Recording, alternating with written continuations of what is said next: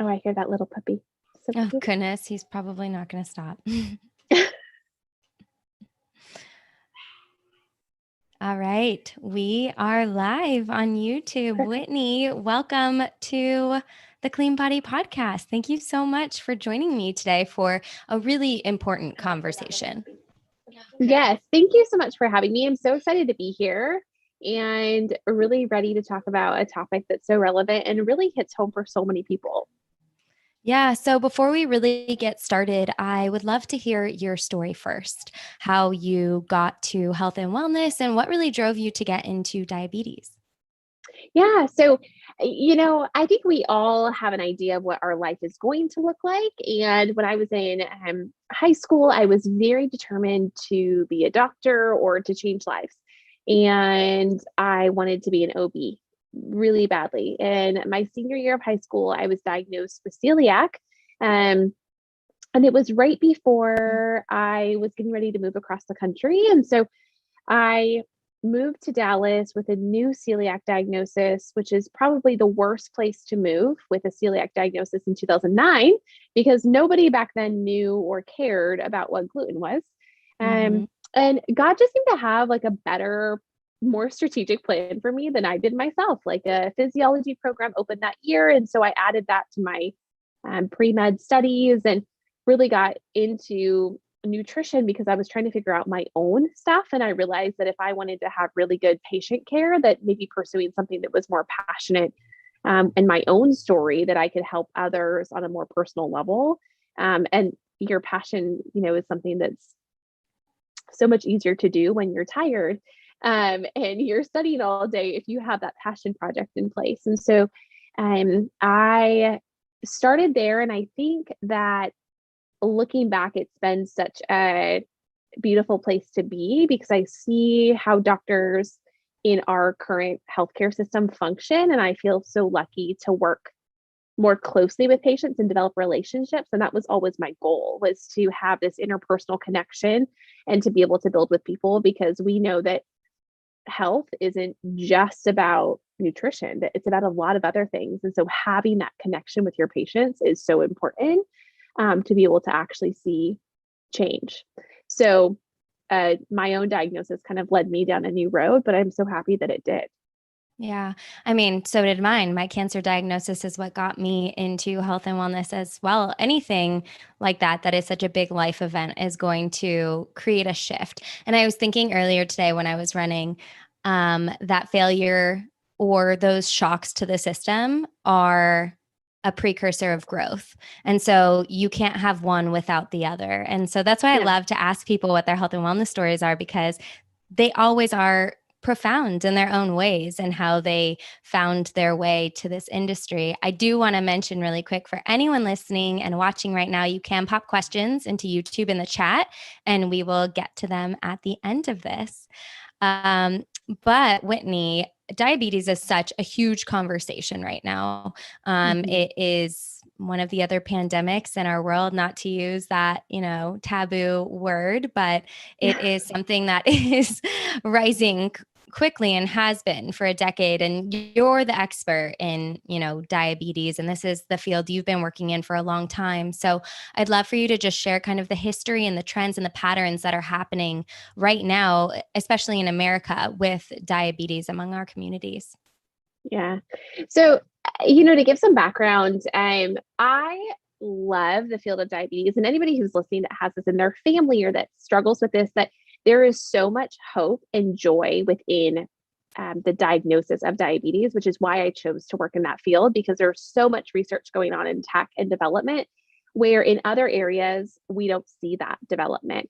And so in the past 5 years of working in this industry, there has been huge changes, even within 5 years, that has benefited that population. And we see now 1 in 3 Americans are pre-diabetic and 1 in 10 are actually diabetic. And so with that in place, we know that some of those numbers come from the fact that there's also more education, awareness, and testing for that, right? There's a huge part of the population that still we don't know if they are or if they're not. But the fact that we have those numbers and they're so staggering, like 34 million Americans, um, shows that we have a lot of work to do in order to improve the health of that population. I think that's so interesting because you're right. We have more access to information and education and tools and coaches than we ever have before. When you got started your journey in 2009, those things really did not exist. And now we have No. things you can wear on your body, and you can get connected Yeah. to a coach on your phone and chat with them within like 3 minutes. And there's just so much content out there. I think the content piece is a little bit of a problem because there's so much content out there, and a lot of Yes. it is in friction with one another. Yes. And so it's hard for people to understand what they can do. And then the expense of changing your lifestyle can be a little intimidating as well. Do you experience that with a lot of clients that you work with? The access is really interesting because now I see that with the idea of wearing a continuous glucose monitor or CGM, so we have like levels, Libre, Dexcom, we see that patients have access to more data, so they're able to make change. But then I run into the resistance of not being ready to change, right? And like not being really ready to look at those numbers, where in the past, your doctor might not have mentioned that you had pre-diabetic values and might not have really said anything in an older population. I have a lot of those patients who say, like, I didn't really ever know that I was diabetic until I was diabetic. Like they were never told prior. Hmm. So now we have the chance to be more aware and more preventative of our health because we have access to those numbers. But when we start looking at, tech and cost and budget, we start seeing this whole picture prioritization. So the immediate reaction to any, CGM or anything is the cost. And like, wow, I don't want to spend my money on that. Or wow, I don't want to buy those foods because they're more expensive. But we forget to look at how that then affects later costs of more or less healthcare visits, more or less medication. And the cost of insulin is one of the most controversial subjects ever. There's a new documentary coming out, like it has skyrocketed like 50 times the amount it was in the 80s. And so even stepping back and letting patients realize that, yes, they may be spending more money on wellness, but that they're actually then spending less money on reactionary care is really powerful. I love so much that you said that because I literally was talking about that earlier today. And it's something I've said on my podcast so many times that yes, you are forking out more money up front, but in the long term, you are going to be saving yourself health bills that are so much more expensive than food. And you'll be living a better quality of life, which you can't really put a price on that. But I think that was important. I'm sorry, guys, if you hear my puppy. I think my husband's getting home, and so he's going nuts. COVID. But, I thought it was important to touch on those things. So people who are watching, who are dealing with diabetes knows how common this is, and they're not alone. And there are things that can be done. But now I do really want to start digging into kind of the science and go a little deeper into diabetes. I am crazy about gut health. The gut microbiome is my favorite word, and you have microbiomes all over your body, but specifically the gut is one of my favorite. And so I would love to hear from your experience what the connection is between gut health or leaky gut and diabetes. So this is really interesting that you asked this because I have found that my clinical experience has led to my passion and desire and expertise in a more holistic style, because I have seen the large gaps that are avoided by practitioners that matter. And so about 2 weeks ago, I had a patient come in who has been drinking seven diet drinks a day chronically for 3 to 5 years, with a average blood sugar, an A1C of 7 to 8, which is not optimal for a diabetic, and on dual therapy, so on a couple different drugs. And I have talked extensively about his gut microbiome and the importance of not putting fake sugar into his body and how that causes insulin resistance. But because there is not a mainstream marketing push that says Diet Coke causes insulin resistance, right? It's very hard for patients to understand that. Well, And zero sugar, right? So that's zero the marketing. and zero calories. Uh-huh. Yeah. So, and aspartame is not something that we talk about in a widespread marketing fashion. And he said his doctor told him to not worry about it. And I was so offended. I pulled like 10 RCT studies, research PDFs, pulled them out, and I emailed them. And I was like, just so that you're aware of the 2021 doctrine and can be your best doctor and do no harm to your patients, because that's what we provide. That's the pledge. Yeah, that's the pledge that every health practitioner takes. Yeah. You're doing harm to your patients. Mm-hmm. And so it's been really difficult, but also really empowering to be able to sit down with a patient and say, I know that you don't know this, and that's okay, but this actually matters. Mm-hmm. And this is actually something that in the 1980s we said was okay for you to put in your body. And we actually know better now. Yeah. But it's a really uncomfortable subject, because the gut is where all valuable processes happen. And so when we think about what's the relationship with food in our bodies, well, if the gut is like the main factory, right? It has to be running well, or we're going to have breakdowns. And I think patients forget that like their intestinal system is affected by anything they put within their body. But when we look at food as a yes and a no, or a calorie only, calories in, calories out system, it's easy to not really keep track of the quality, right? It's easy to forget that the gut matters.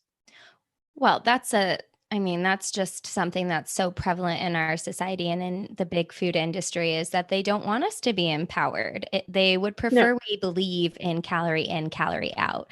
Yes. I think on Instagram the other day, I posted something that the packaging looked beautiful and it looked healthy. And, one would think that it was, but you flip it over and it's full of crap. So I don't care if it's 180 calories for a whole serving, or zero sugar, or I'm putting all of these artificial colors, all of these artificial flavors, all of this fake sugar into my body. Food dye. Yeah. Food dye. That's like one of my biggest pet peeves. I always tell my husband, your fat is going to be blue one day when they dye and cut you open to see what happened if you don't stop drinking Gatorade. There are studies to show that food coloring is changing the fat in our bodies, and you can only imagine everything else that's occurring with it. Mm-hmm. Before we go deeper, I'm curious if we should define insulin resistance and how that occurs, just for some people maybe who are pre-diabetic or not as far along in their diabetes journey, or just are trying to prevent that. I'm curious how you explain insulin sensitivity or insulin resistance to your clients. I have a couple ways. I have some appropriate ways, some inappropriate ways. So go with the inappropriate. I always go with inappropriate. So I tell my patients, so the one thing to know is that insulin resistance is not just related to the food that you eat.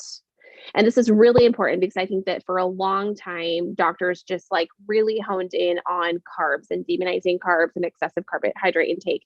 And we know that insulin resistance is a factor of overall inflammation. And so we know that if you have excessive fat storage on your body, that can come from a lot of reasons. And if you have higher blood pressure and you have uncontrolled stress levels, that all of these things can lead to insulin resistance. But we know that cortisol and stress hormones are really involved in this increase of insulin resistance. And so we want to think that we're triggering these insulin receptors to be used so much that they eventually just shut down. And so I always explain this to my patients as, you've been coming around, like there's this cute girl and she comes over, but then she comes around like every day and you thought she was cute and you were interested, but then you realize that she's like that. She's just like your crazy ex. And so you're resistant. You're no longer interested in dating her anymore. So like it shuts down. So food, then carbohydrate becomes the way that we notice this insulin resistance, because carbohydrate comes along, knocks on that insulin receptor's door, and they're like, I'm not about it. And they don't respond. We see that the carbohydrate has nowhere to go. She is naked and alone, hanging out in your bloodstream. And so your blood sugar is high chronically because she doesn't know what to do until the FedEx trucks come along. They're orange, just like your triglycerides. They go hang out there for later in your fat storage. But we know that insulin resistance that built in the first place, it's not her fault. There's other factors that were going on in the body. But we start to see the effects of it once we eat refined foods, refined carbohydrates specifically. So when you're dealing with a client and they are chronically stressed or even have insomnia and fatigue, which can cause cortisol spikes, or sometimes even, I know some people who really don't sleep well at night. And so they're more of like a night bird and they sleep during the day, and that really throws off your circadian rhythm and all of the hormones that are balanced with day and night, because we are creatures who evolved outside and we lived by the sun and the moon. So when you're dealing with a client who has more of these, I wouldn't say they're mental health conditions, but lifestyle conditions. Yeah, like environmental triggers. Yeah. Do you focus, like, what is your path? Would you first try to address that while also trying to stave slowly off some of the poor foods? Or what's kind of the approach there from a holistic perspective? So my goal is to really build a relationship with a patient. So with that in mind, at our first appointment, my goal is to make sure that I assess how much margin they have for their health.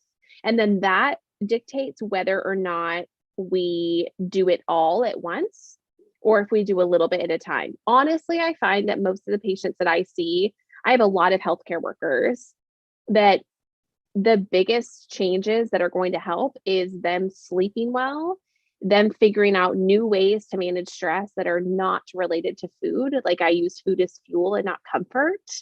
And then also finding ways to connect with people outside of food and excessive alcohol. And these tiny shifts of like drinking more water and sleeping do so much more than any restricted diet ever would, that I tell them we have to do the foundational work first. I had a patient that I refused to make dietary interventions for 3 months because he refused to drink water. And I was like, I'm not going to tell you what to eat because you're not doing the basics. And it made a huge difference, right? Because we know when we're dehydrated, we tend to crave foods that aren't our natural needs and cues. So why would I work backwards? So let's talk about those basics. What are the basics outside of drinking water? Which, is it the 64 ounces that you suggest, or is it more for people who are dealing with diabetes? And then what are your suggestions for sleep? So hydration is really unique and based on an individualized number. Some patients need more or less. We usually go off of urine color and really their thirst mechanisms. But I also like to make sure that patients have electrolytes on board. I think we oftentimes think as like water is the ultimate solution, when oftentimes I have patients who are overhydrating and then they're depleting their body of sodium, magnesium, potassium that we need as well. And then they start looking for that in food sources. So 64 ounces is a great number to start with. But then we kind of base that off of urine color and how much they're actually depleting. So we want it to be like a light straw yellow. Mm-hmm. But for other factors, sleep matters to me, and really the environment in which you sleep. Are you sleeping in like a cold, quiet room where there's no devices that are the source of your wind down process? Can you dig into why that's important? Because I have this conversation often, why cold rooms and quiet rooms are so crucial to your sleep hygiene. So I would love for you to just explain that from your perspective as it relates to diabetes. So I find it interesting that patients supplement with melatonin because you have this like natural melatonin cycle, and we don't want to cut into that. And so you're kind of cueing that cycle by fasting 2 hours before bed, making sure that we're not like keeping the what I call like the factory awake, right? Like if you're processing food, factory's still open. We want that factory to shut down and to start cueing these mechanisms for that melatonin cycle to kick in so that you have deep REM sleep, you feel rested, you're not triggering your cortisol levels to kick in, and that you can get that. Really, for women, I find that nothing less than 7 hours is ever enough. That 7 to 8 hours of sleep, and so that you're waking up and feeling well rested, and that we're not having to utilize excess calories to make up for that deficit that you didn't get with your sleep. Because we know that if you don't refuel your tank with sleep, that you're going to have to do it with food. So the foundation, just to recap, is ensuring that you're hydrated, that you are dealing and managing with your stress, and that you are improving your sleep hygiene. And then the next piece of the puzzle is food and what you're putting in your body and the quality of foods that you're putting in your body. So to kick this off, what are the top 5 no foods for people who are ready for that part in their journey, either to prevent or reverse their pre-diabetic diagnosis, or to manage their current diabetes diagnosis?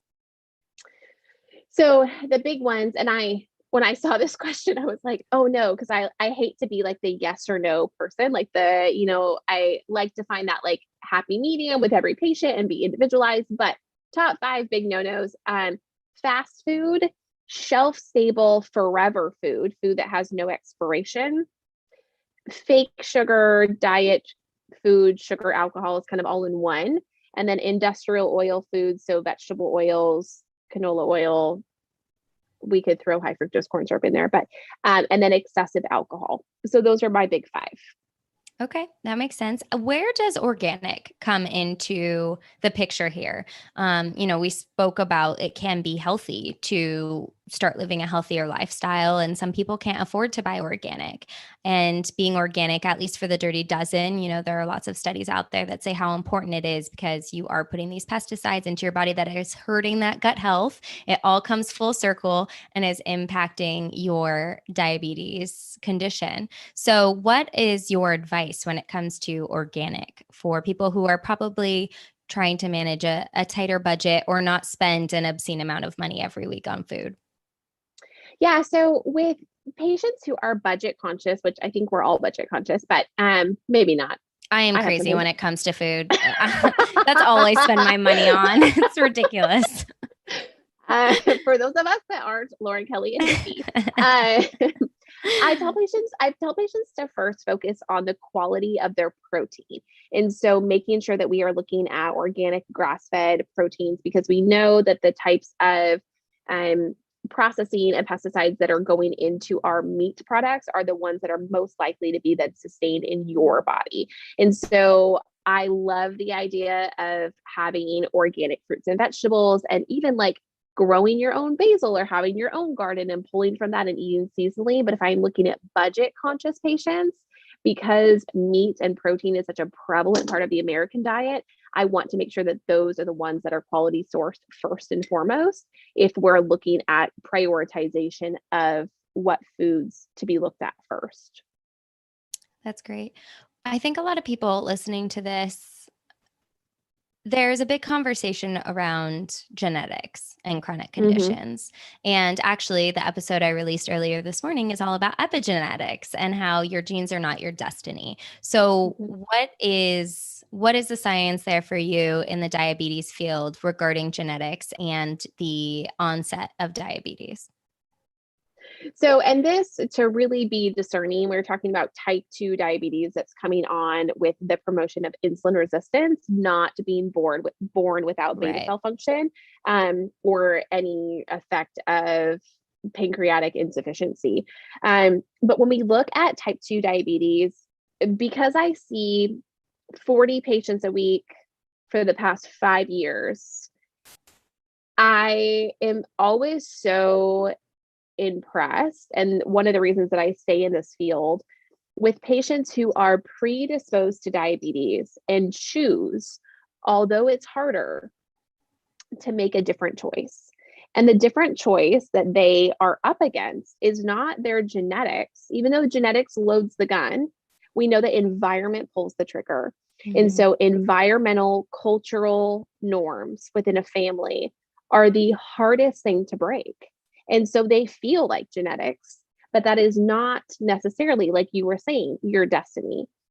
So I recently had a patient whose whole family has had bariatric surgery, early onset of diabetes, and because they haven't made actual lifestyle changes, they're still in that place. And being a young woman who is in healthcare, she said, like, I don't want this anymore. And she doesn't present like any of her family members because she does not practice the same beliefs, the same habits, the same activities, the same diet as her family.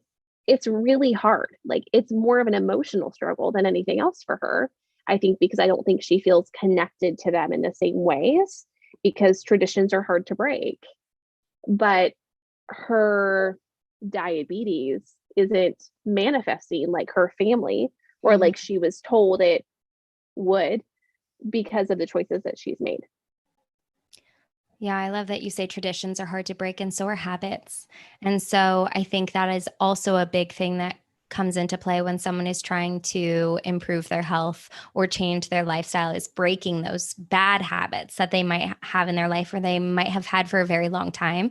And it's not just a cognitive thing where you want to change it so you can change it. It is so rooted in the chemistry of your body and what's going on and how the habits you've created have ended up changing some of the biology of your body and how Mhm. your brain perceives different foods. Like with fake sugar, it purposely, they big food companies have made you addicted to Yeah. this molecule that they put in this food, which is fake sugar, and they can market it as 0 calories and 0 sugar, but it has an addictive effect on your brain. And so Mhm. these cravings and these habits that you're having, they're not really your fault. They are an end result of these eating habits or lifestyle habits that you've created over decades. So, what's some advice you give about breaking habits, establishing new good habits? And then we're going to jump all into cravings because I know lots of people have those. So the first one is similar to what you mentioned earlier. It's not your fault. Is that I tell every patient who walks in my office, like, you have to know that there's a 3 billion diet and supplement industry out there. And then there's an even bigger food company out there. And we're the only country that markets our pharmaceuticals. And Mhm. so you're like, there's no shame in this process. And if anything, being open to the idea that research is always innovating and changing, and to know that there's always new um, doctrine out there around nutrition is a really important thing, and to be open to change. I have a lot of patients who, have been putting Splenda in their coffee since 1970 and don't plan on stopping anytime soon, right? And so being open to change, but knowing that there's no shame in what you've been doing before, because you didn't know any better and neither did your doctor. Um, but the other thing is to not do it alone. So when I was diagnosed with celiac, I at the time had made a friend who is now my husband. And I couldn't have navigated my disease without him, because he normalized it for me. And so having those people who are willing to do life with you and say, like, it's okay that we're eating this, and it's okay we're going to bed at this time, and it's okay we're not partaking in that, so that we can live this bigger, more abundant lifestyle together, is really important. Because isolation in health is something I see often that turns into like disordered eating, and you want to make sure that you're doing abundant life together and that you're not isolating because of your fear around food. How do you define disordered eating? So I see a lot of disordered eating in my kind of realm of becoming an orthorexic, like over obsession with only doing the right food, the healthiest food all the time, and kind of always eating um, something for purpose, and it completely ignoring maybe like an innate need or desire. So, like, I may craving iron because I'm menstruating and need beef, but I'm not allowed to eat beef because of said rule. And so I'm going to eat kale instead because kale is healthier. So trying to kind of this over fixation with food and its principles. I love the reason I asked that question is because I'm just trying to draw the picture that it is still also interconnected. So you said you can't have shame or guilt around making a mistake or having diabetes. You can't feel, you shouldn't feel bad about that because that will increase cortisol in your body and stress in your body, which we talked about is a foundation of healing. And then the same is the truth with going over the top. When you're living this really restrictive lifestyle, you are also creating more stress in your body, plus nutrient deficiencies. Your body is trying to speak to you and tell you what it needs. And you have to kind of establish that relationship to intuitively be able to understand what your body is telling you. So for women who are menstruating and they're craving meat, there's a reason for that. Yeah. But intuitive eating, when you've been on a path of poor eating for a while, can take a while to fine tune and craft and understand because your body is so inflamed and has so much stuff going on. You want the comfort food, quote unquote. Yeah. So how do you suggest creating a healthier relationship with food and building that intuitive relationship towards eating? So in my practice, Whitness Nutrition, we have a saying that is like everything is 80/20. And this is something that I preached for a long time, but never practiced. And I think that we're all harder on ourselves than we are those that we serve and those that we, coach and teach. And that has been such a liberating concept because I have patients who finally understand what the 80% is. They understand what real, whole, nutrient dense food looks like, and they're eating it and they're thriving. And then a cookie comes along and they really want it. And then they feel shame that they wanted it. And then they feel guilt that they ate it. And then they eat six, right? Yeah. So, and then they don't, and then they late cancel for their appointment. And I know what happened. And so when we get into this like beautiful place of eating well most of the time, there is more resilience and leniency for times where we don't need to be perfect, that 80% can make up for that 20% or really almost be a catch-all for that 20% because we're not made to be perfect. And if we were, then our body would function optimally at perfection, but it doesn't. Like you're saying, there's a breakdown. There's that cortisol level of like the stress of being perfect that actually works against us and not for us. So 80/20 is about 3 to 4 meals a week that aren't your best. So knowing if there's only about 3 to 4, you're good. Yeah. Again, it's not about restricting yourself from the things you want. It's about doing it in moderation and understanding what you're doing to your body. And it's just so funny that this comes up because I'm literally creating a graphic right now that shows my own personal health journey. And it goes up and I'm like, yeah, I'm a rock star. I feel great. I'm never going back to my old habits. And then damn it, I'm terrible. I'm so bloated. There's all these things wrong with me. Why can't I just stick to a healthy eating diet and then back up? And that's just the way it goes. And you have to create that acceptance of you're on a journey and you're going to fail and you're going to grow. And it's a long game journey. You can't expect to start eating healthy and you're going to do it for a month and everything's going to be reversed and you're going to feel great. It's a commitment for the rest of your life to be on this journey with your body, to come back to your body and understand what it needs. And sometimes it needs a cookie. And so eat a damn cookie, but there are healthier cookie options out there if you want to use a cookie. So we always, our big thing is making sure that you always eat safe food. So if there's foods that do your body harm, that you don't eat those foods, right? Like I'm not going to eat a cookie that has gluten because like I have celiac and I don't want that. But if I have a patient who has a dairy allergy, same thing, we're going to avoid those foods. Or if you are really insulin resistant, like there are some cookies that have less sugar in them than others that are still going to satisfy that part of your brain.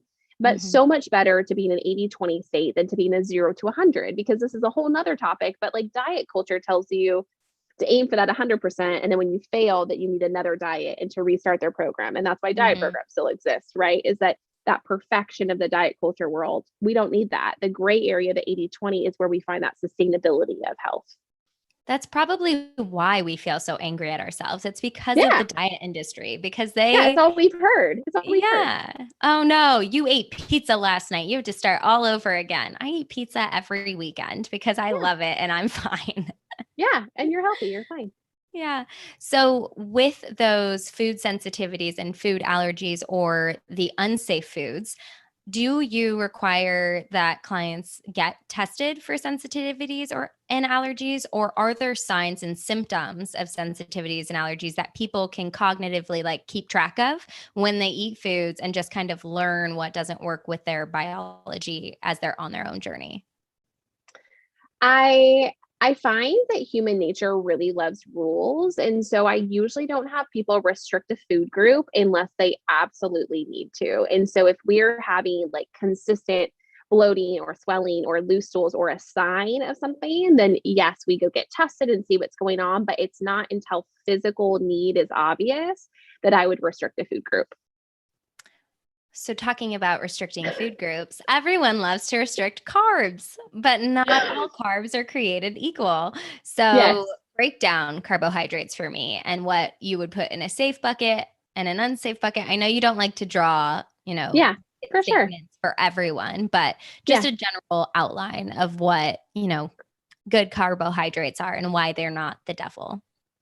So in my office, we call it the carbohydrate conundrum. So all carbohydrates raise blood sugar, but other ones give you benefits as well. So we know that eating corn syrup is going to give you carbs, but not benefit. But we know that eating an apple or blackberries or bananas gives you carbohydrates, but also phytonutrients, antioxidants, fiber, all these added bonuses. So we like to get carbs on board that have an added nutrient feature as much as possible. And those really come from our whole foods that are carbohydrates. And so when we're looking at all fruits, all starchy vegetables, I'm such a big fan of like butternut squash, beets, taro, yucca, like all of these real based vegetables that we've demonized for so long, fruits, whole grains, beans, legumes that give us so much more benefit than the refined carbohydrates. So we kind of have this line of did it grow in a box or did it grow in the ground?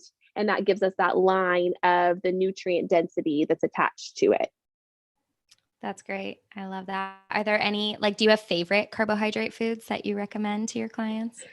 I don't. I find that I don't demonize foods and I don't glorify them either. So I want them to have a science. But I have patients that will not eat a potato, but they will eat a sweet potato. And with their blood sugar and their balance plate, so much of glycemic control is balancing your blood sugar with other macronutrients. And it pains me to see that because I know that they can eat a potato and a sweet potato and a purple potato, and Mhm. that they get more benefit to their diet if they do all of them and not just one or the other. So, Mhm.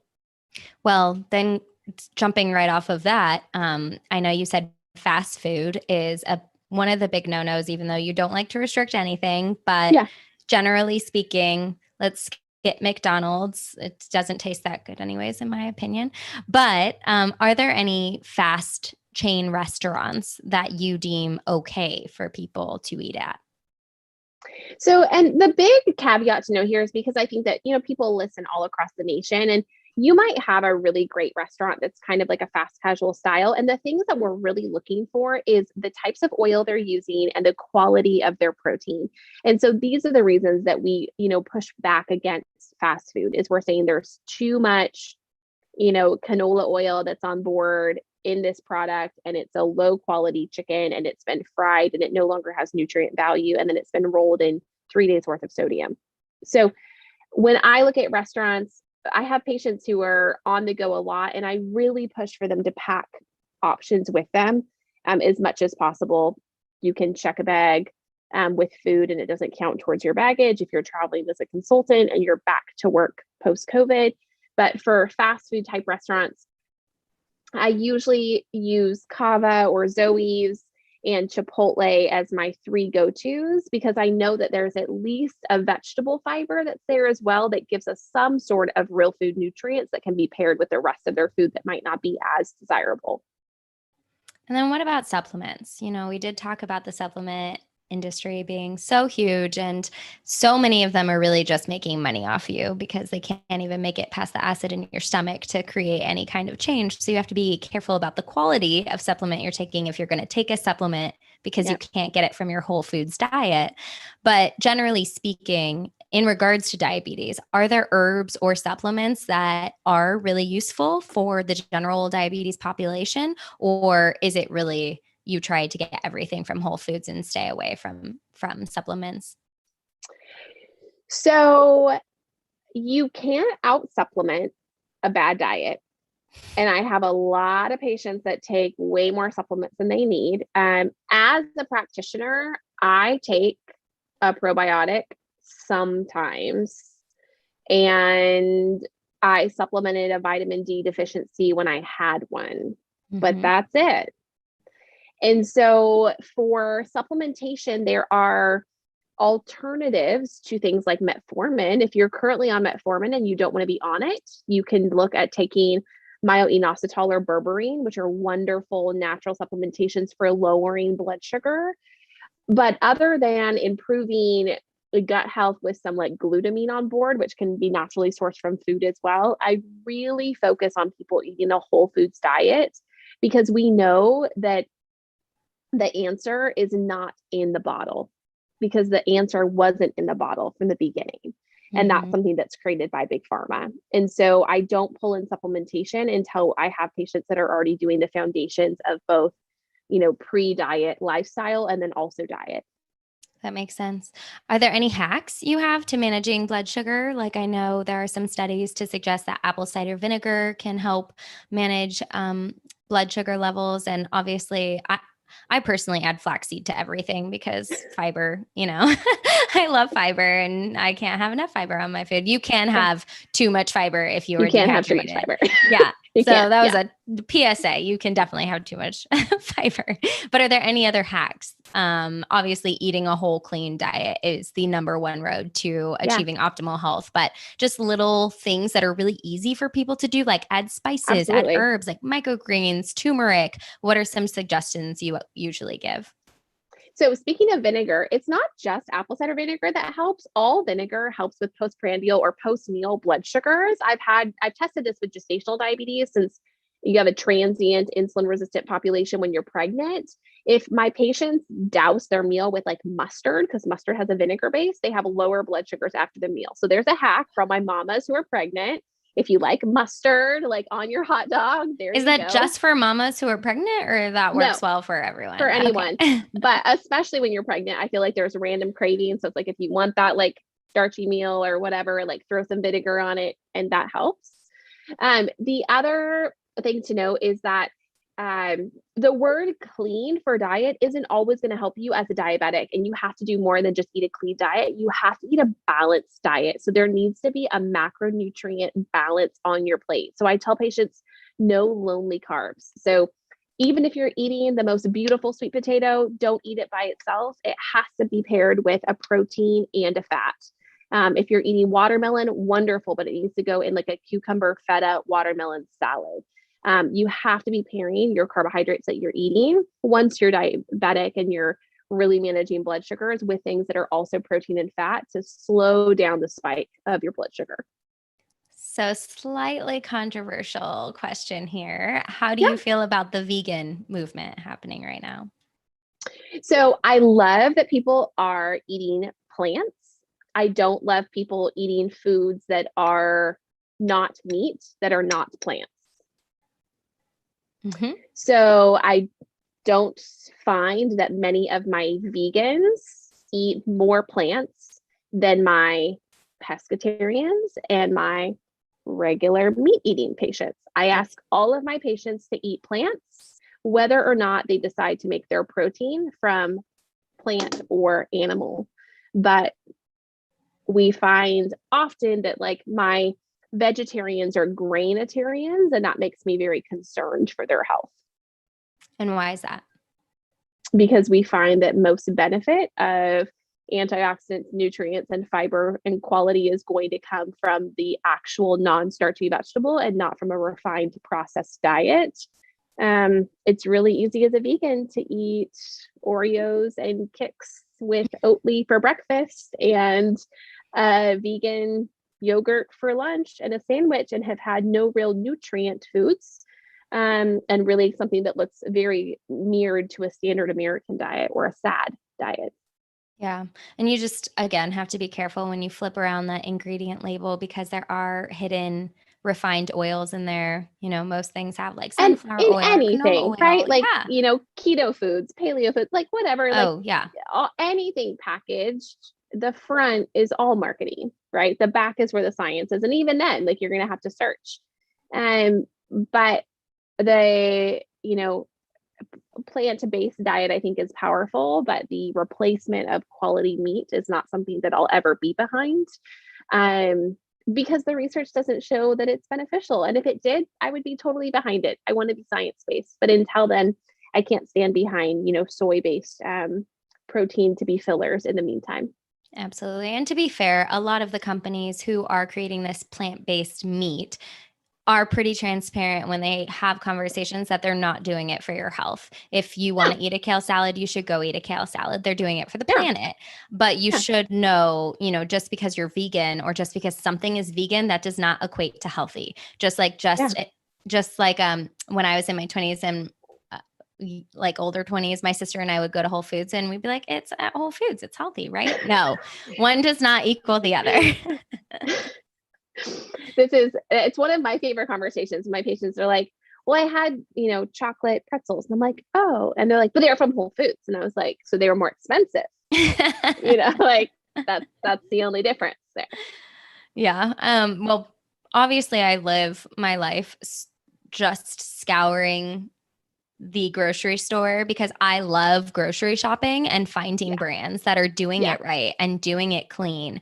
And so before I quiz you, because I asked a bunch of people on Instagram what their favorite foods were and what they wanted healthy swaps for. And oh my gosh, I got so many submissions. We have a lot to go through. But before we get to that, what are some brands that you do stand behind that are packaged, but they are healthier options, or you support your clients buying? Yeah. So fun fact, I actually am so obsessed with new food finds that we created a series on Instagram called 5 New Foods Friday. And every other Friday, I highlight literally brands that have like, I've had one time that had like 14 followers. Like I was like, hi, I saw your product and it's amazing. I want to try it. She was like, we're not even shipping yet. But I love supporting brands from the beginning that are doing it right, like you say. And they don't have a big marketing push like big companies do. And so I love promoting They can't them. even get into grocery stores sometimes because of the politics in big food. Yeah. So I actually like bought Bonza pasta when it was on Shark Tank. Like I bought it on the Kickstarter. But now some of my favorites, I love Kalina yogurt. Full fat coconut milk yogurt, for a dairy population that had never had yogurt that didn't have refined sugar in it. Game changer for me. Really love Primal Palette and their spice blends. So impressed by like their different AIP protocols and just the incredible amount of information and free recipe planners that they have online. They're so educational. Eat Pre for their grass-fed meat and the education they put behind grass-fed meat and why that's important. Siete and the whole family dynamic shift of changing I love their jalapeno lime chips. But changing their whole family traditions for autoimmune is just incredible and really inspiring for somebody who has that herself. And then Two Betties is wonderful. They make a grain-free mini donut and it's a mom-daughter combo. And she created it in college out of like a necessity for like long fuel sources during classes. BTR bar is the best freaking protein bar on the market. No natural flavors for the first time ever, I think, in a protein bar. No soy, no grains. Her parents both died of cancer in the same year, and she lived to sell their legacy. So many people that I could talk about. Like the story behind it is always so incredible. Yeah, I feel like if we ever hung out our hangouts would be going to the grocery store and finding those like new little things on the shelves that we could geek out about because the ingredient list is so beautiful. Ma'am, you need to leave. Yeah, I've probably gotten close to that point. I shut the grocery store down. I used to go in college. I would go like Friday nights at like 7, like no one's there. Everyone's out partying. And I'm like, oh, look, all this new stuff. So. Yep. It's a favorite pastime of mine. Okay, let's hop into some of these healthy swaps. I'm pulling up my Instagram story. I'm so happy you asked these. These are my all-time favorite question ever, but it would be awkward if that's all I asked on mine. So yeah. I was shocked by how many responses I got, but it was great. So the first one we've got is Cheetos. Ooh. I know these are going to be hard, and I'm just like lesser evil foods, paleo puffs.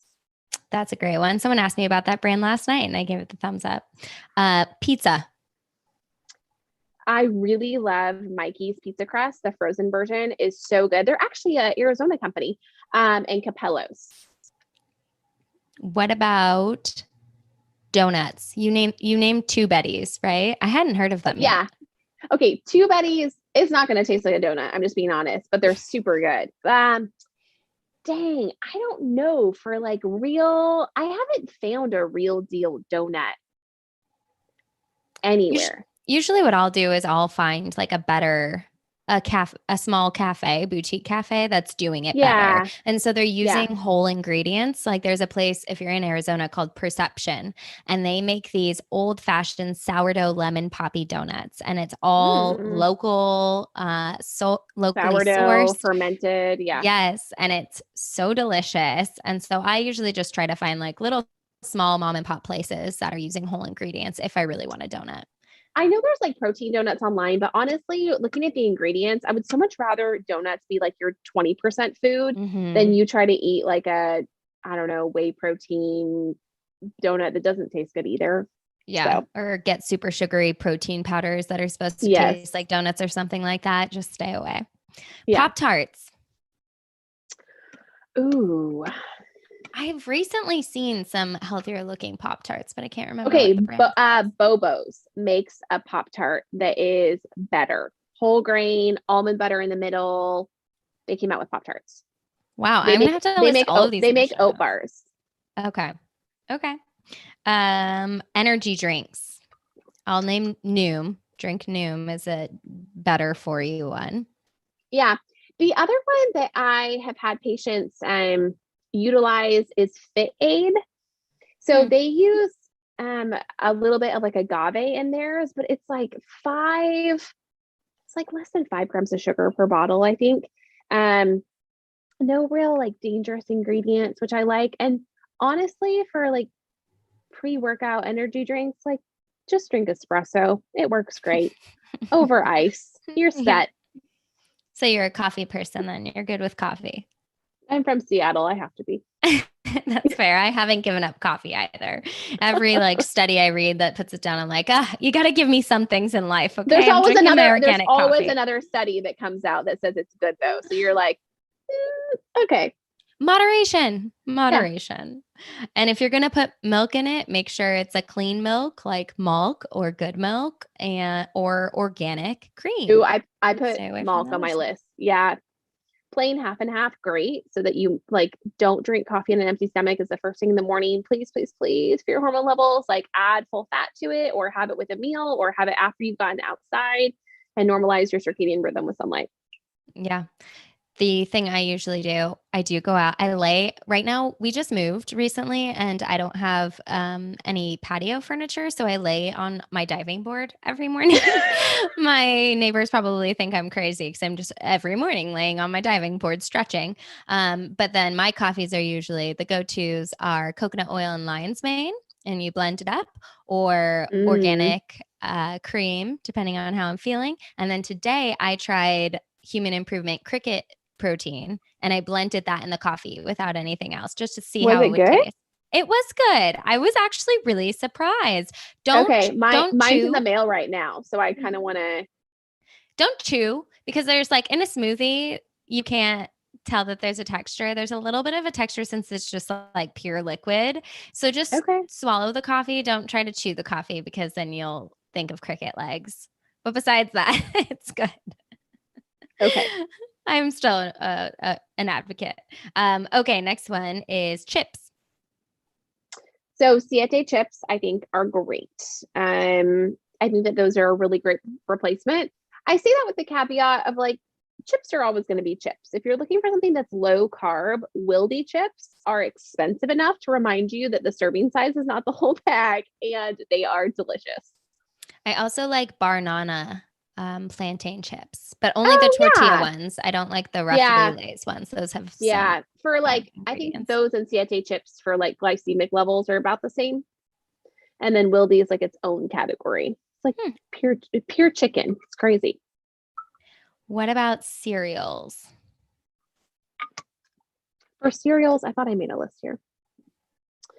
I recently tried Catalina Crunch. The ingredients are, it's processed because they have a protein, like a pea protein that they're using in their cereal. But it's one of those things where it tastes like a golden graham. It was pretty delicious. I was impressed. And the owner is type 1 diabetic, which is interesting. Their sweetener of choice was monk fruit, which I was like, okay, there's not any research on this yet, so we'll see how long that lasts. But for just a really basic cereal, I really like Forager. They make like a just really like classic plain kind of Cheerios type replacement. That's good. Seven Sundays, Yeah. 7 Sundays, and Lovebirds is the ones I've recently been looking at. Seven Lovebirds is Sundays smaller. I did a project with 7 Sundays and Forager over COVID that was really fun, and did some recipe development for them for like a local broadcast here. Cool. And both of the companies have like a really impressive story behind them. And 7 Sundays is awesome. Like they're making muesli type products, like a New Zealand based, really good mix. That's awesome. Well, since we talked about it, cookies. Ooh, okay. So I really love Simple Mills cookies. I think that the base of almond flour that they're using gives you a really nice dose of fat to stabilize blood sugar, and you're not going to see an inherent spike like you would with a white refined flour. And they taste really good. I'll have to try those. What about Hugh's Kitchen or Emmy's Organics? Have you looked into those at all? What was the second one? Emmy's? Emmy's Organics. I don't think Emmy's taste good, and I think the mouthfeel is weird. I don't think they taste like a cookie. It doesn't work for me. Well, it's like raw food. So it's a raw Yeah. food cookie. So the texture is different. So like Hail Mary is similar to that. They make macarons. They're a Dallas concept, and I like them, but I have to remind myself like they don't replace my cookie craving. Hugh is great. They have great cookies. I really like their chocolate though. Like their chocolate is my favorite. If I'm going to choose anything from them, it's their. There are chocolate so bars. many chocolate brands coming out who are doing it better, like Theo's, Evolved Chocolate. I'm trying to Those think. Those are the two that I wrote down. So Theo is out of Washington, I think, and they have a factory that you can tour there, and that has always been kind of the hack about sweets, is that chocolate is cocoa butter based. And so if you get a good chocolate, you have this good amount of healthy fat on board to stabilize blood sugars. So when you're choosing between something like Skittles or chocolate, like choose the dark chocolate, get that, 70% or more cacao, and you're doing your body a little bit of favors. Yeah, the other one, I don't know if you've tried it yet, but is Honey Mama's. I haven't tried it. Is it good? My gosh, it's so good. It's delicious. Okay. It's like a mix between a chocolate and a truffle because the consistency is a little different, but it is glorious. It is wonderful. So they're similar to Cacao. It's a company out of Portland, and they make something similar. It has coconut oil in it, so it's like really ganache type. It's really good. I feel like we're gonna have to start like Whitney and Lauren's directory of brands or something because we're just rattling them off. Okay, I'm only going to do 2 more. I told you I got a lot so that we can wrap this thing up. But the second to last is Oreos. This is super hard. I don't know if there's an Oreo replacement. The one thing I'll say, I really like doing like the Good Chocolate makes these squares and they come in single serves and you can get like a box of 12. So when I'm, menstruating, I just order one and I just eat one piece every day. And I put like cashew butter on top of it. And I feel like that's my like Oreo fix because it's like sweet, salty, crunchy all in one. I don't know. It works for me.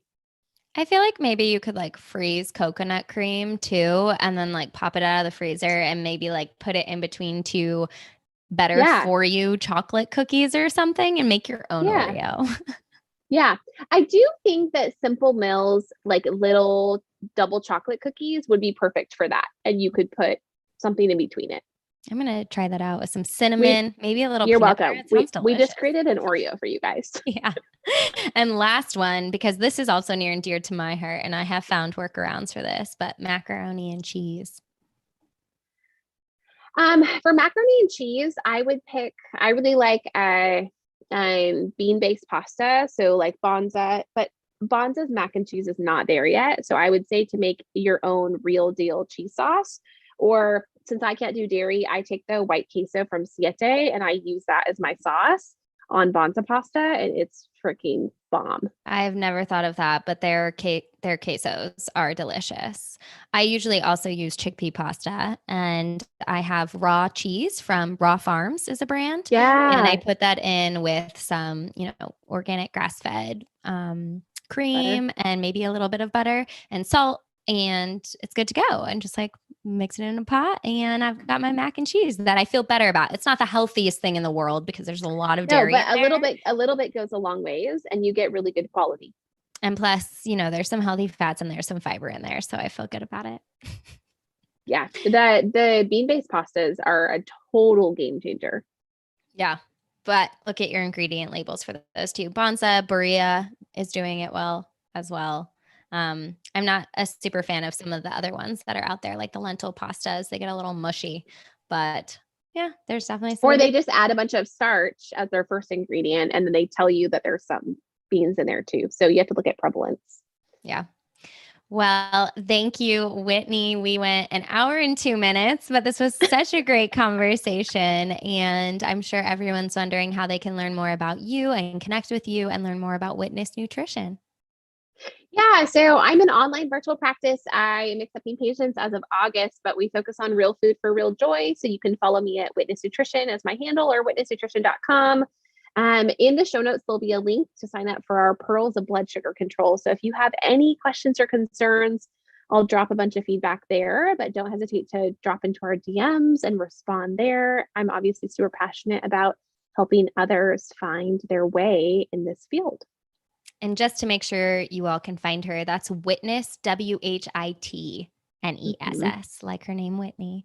Well, thank you so much, Whitney. In the YouTube notes right now, there are already links to Whitney's website, Instagram, and her newsletter. So definitely check that out. And then when this goes up onto the podcast platforms, I'll have so many links in my show notes because I feel like I'm going to have to link to some of the brands. So it's going to be a linking extravaganza. But Whitney, thank you so much. This is wonderful. And if anyone has questions, hit her up in her DMs. Hi, Lauren. Thanks. Thank you.